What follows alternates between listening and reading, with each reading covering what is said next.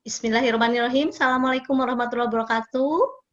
Waalaikumsalam warahmatullahi wabarakatuh. Bapak Ibu sehat?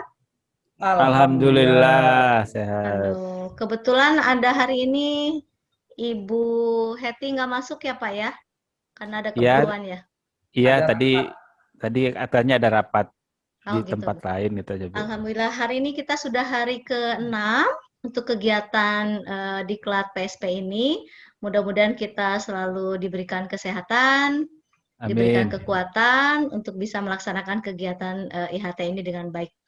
Oke, Amin. Bapak-Bapak, karena tidak ada Ibu ya, Bapak-Bapak, kita akan mulai. Mungkin Pak Waluyo bisa memimpin doa untuk kegiatan yang hari ke-6 ini, kita bisa mulai. Silakan Pak Waluyo. Baik, terima kasih rekan-rekan. Kita sebelum memulai kegiatan ini, mari kita membaca Ummul Quran bersama-sama. Mudah-mudahan kegiatan kita ini bisa berjalan lancar. Al-Fatihah. A'udzubillahi minasyaitonirrajim. Bismillahirrahmanirrahim. Alhamdulillahirabbil alamin. Arrahmanirrahim. Iyyaka na'budu wa iyyaka nasta'in.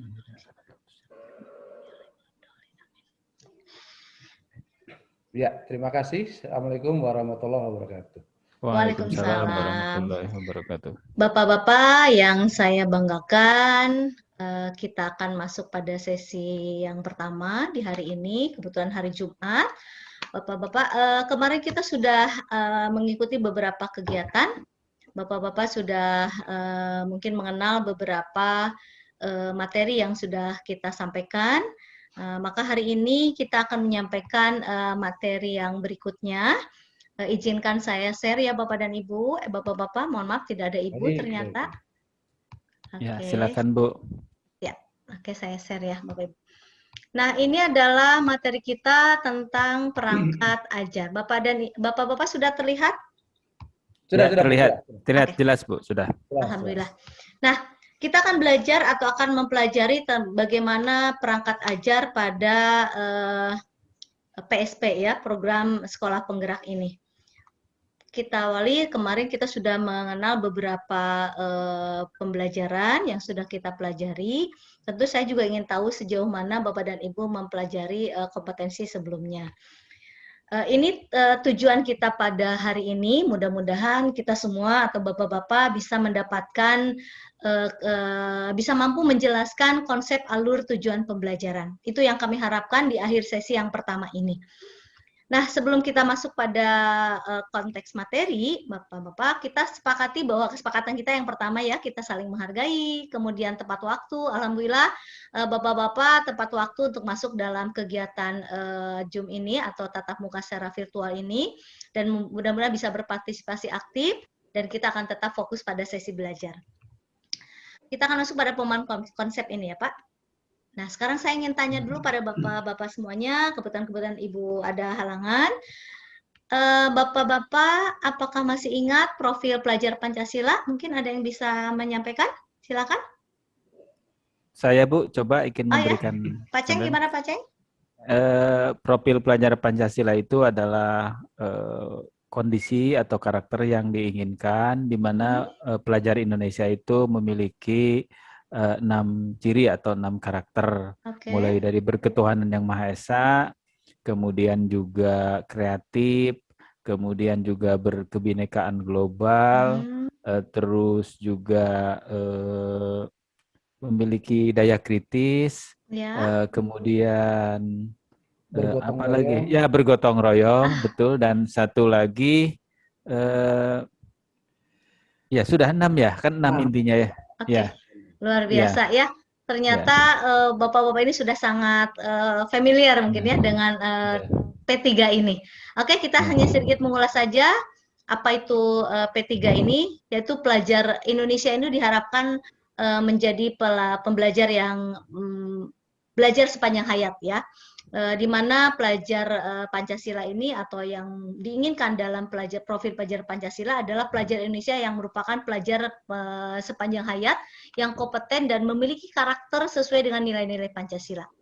Sesuai dengan apa yang tadi disampaikan oleh Pak Ceng, di dalam profil pelajar Pancasila ini diharapkan anak-anak kita ini nanti memiliki budi pekerti yang luhur sesuai dengan apa yang dicita-citakan dalam Pancasila itu. Jadi mudah-mudahan di program sekolah penggerak ini kita mampu mewujudkan anak-anak kita yang memang memiliki profil pelajar Pancasila. Itu yang diharapkan sebetulnya tujuan akhirnya toolnya ya Bapak-Bapak semuanya. Kemudian dalam mencapai profil pelajar Pancasila, tentunya pasti akan ada sedikit perbedaan dengan kurikulum sebelumnya, gitu ya.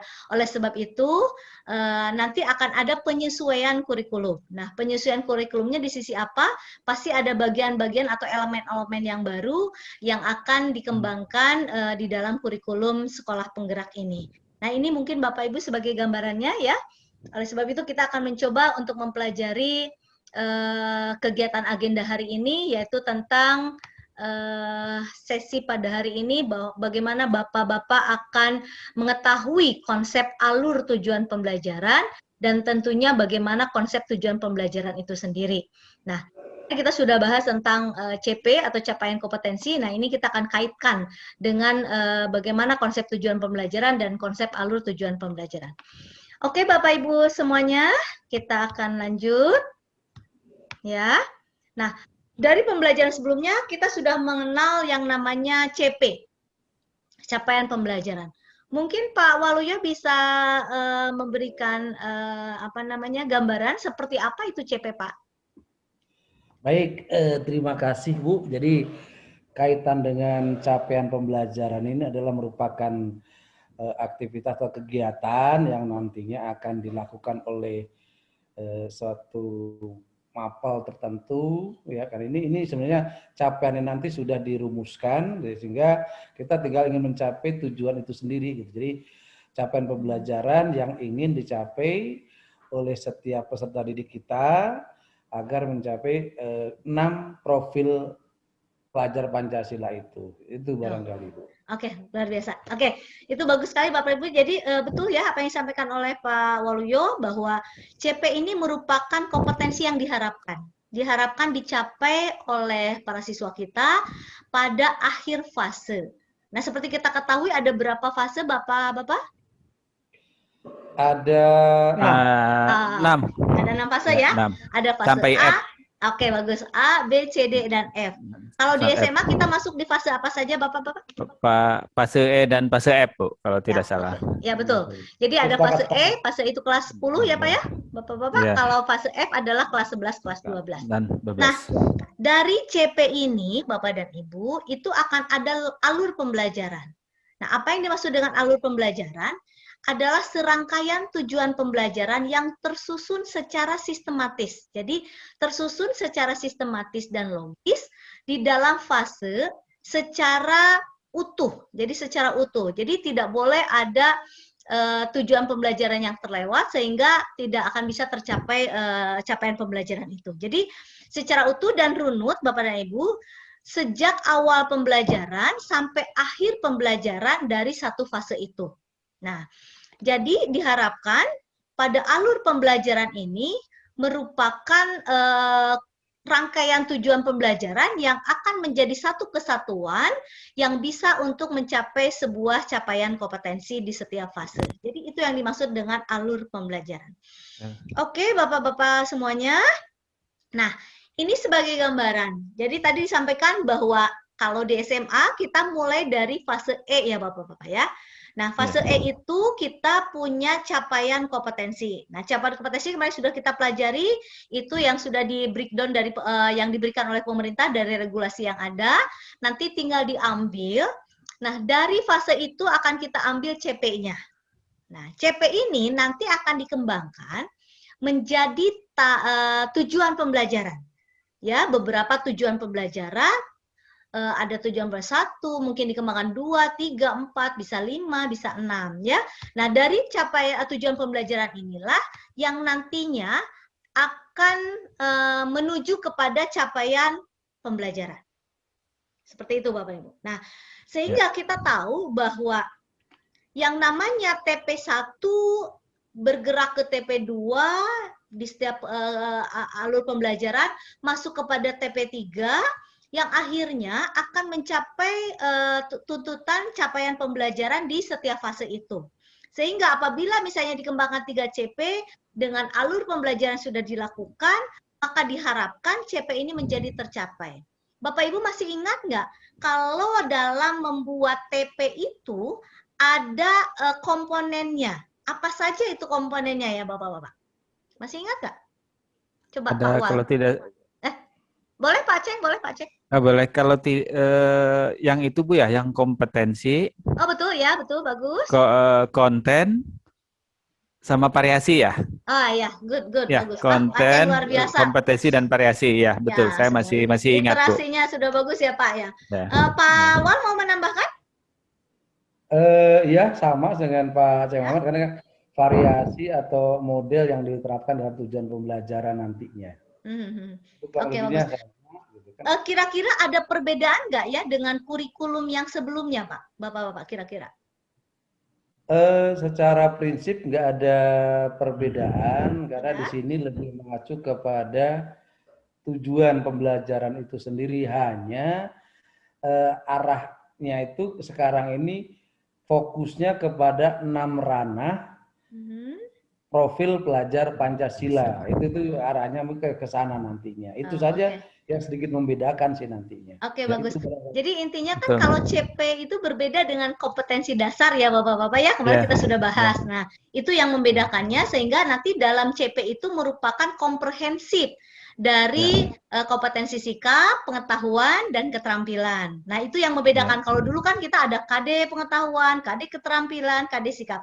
Nah, pada kurikulum yang sekarang, yang kita kembangkan sekarang ini adalah itu merupakan kesatuan komprehensif dari sikap, pengetahuan, keterampilan. Jadi, 3 komponen ini, yang pertama adalah kompetensi, konten, dan variasi, merupakan prinsip yang harus dikembangkan di dalam tujuan pembelajaran. Oke, Bapak-bapak dan Ibu-ibu, Bapak semuanya. Nah, kita akan sampaikan. Ini sebuah contoh. Kita punya contoh ya. Kita kembali lagi contoh.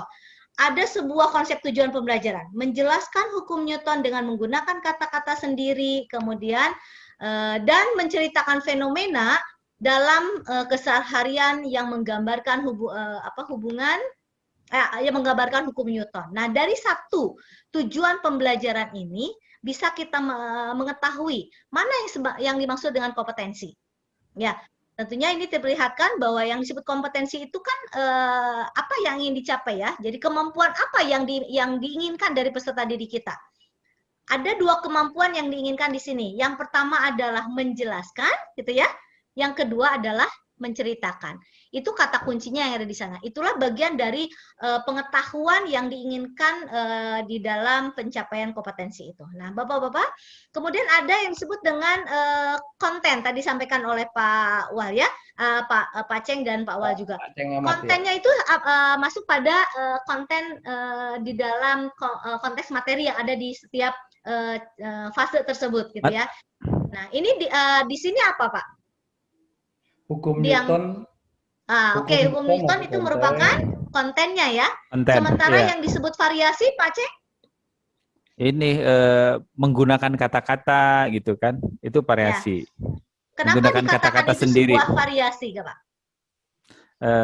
Karena ini merupakan pilihan cara ya, pilihan cara untuk memperoleh kompetensi untuk menguasai konten itu gitu.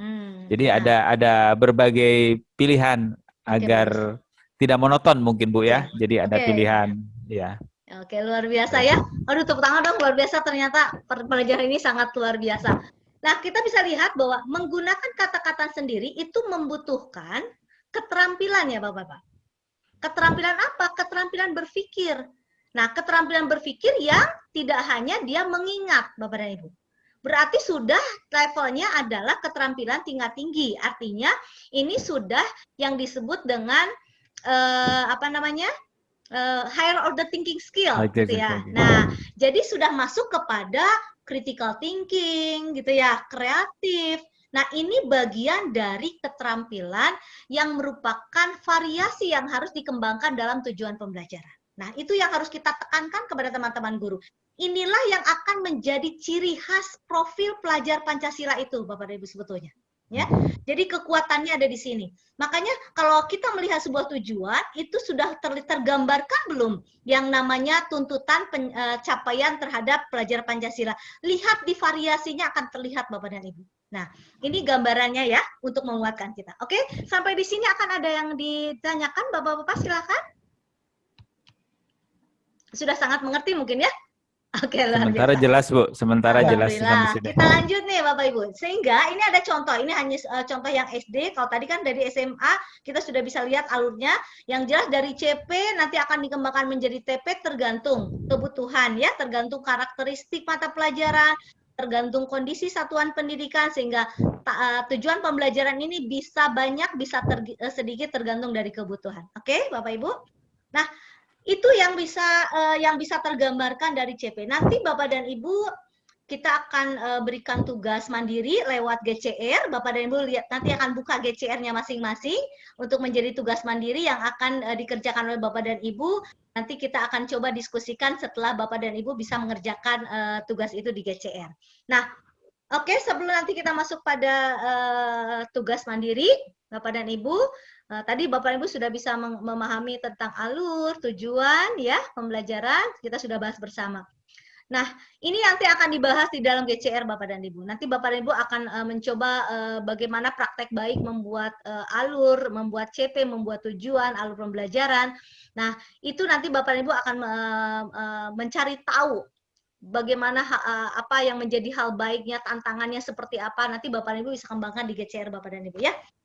Oke, Bapak dan Ibu, sudah terbaca sekarang bahwa kita punya koneksi antar mapel ya, ternyata antar materi yang sudah kita pelajari.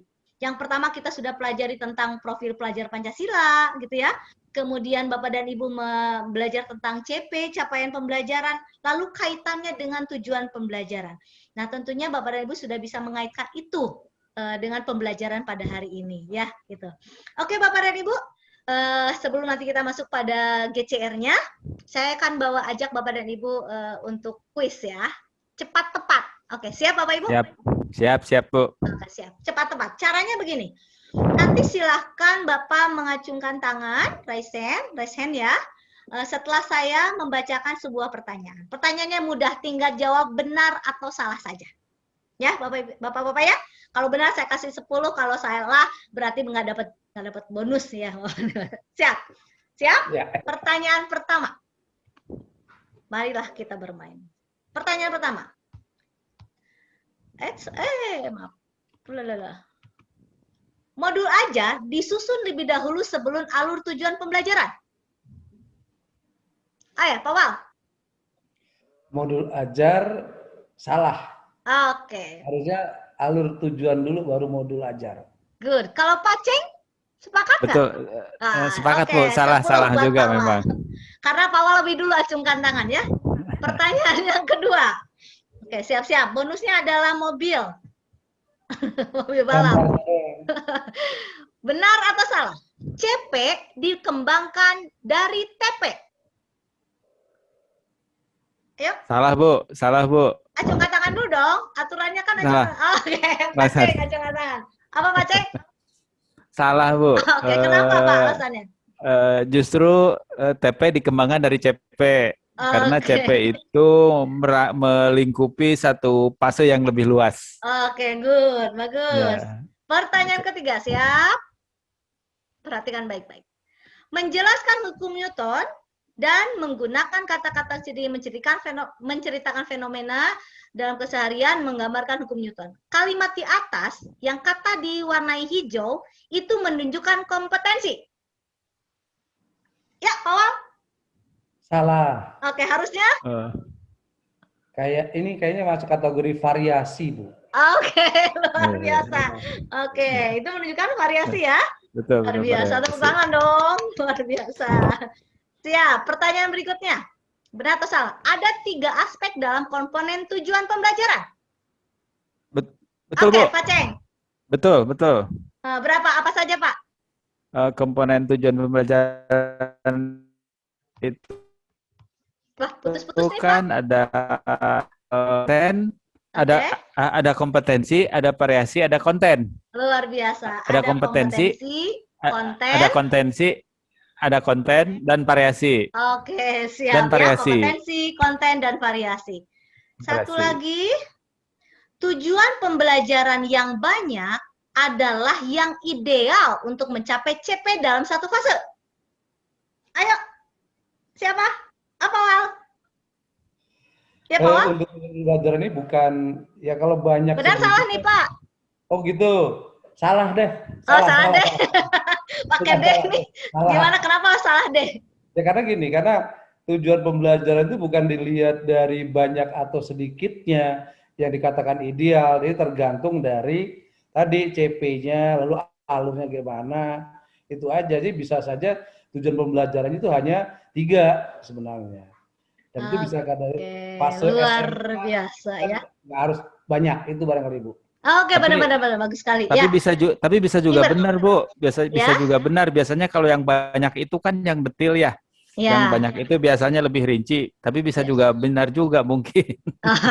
Ya betul, bisa benar. Tapi kan di sini bahasanya tujuan pembelajaran yang banyak adalah yang ideal, gitu kan? Kalau yang ideal itu tidak selamanya ideal ya, Pak ya. Tapi intinya bisa banyak, bisa sedikit tergantung dari karakteristik ya. Karakteristik dari CP, karakteristik dari MAPO, karakteristik dari peserta didik dan kondisi satuan pendidikan.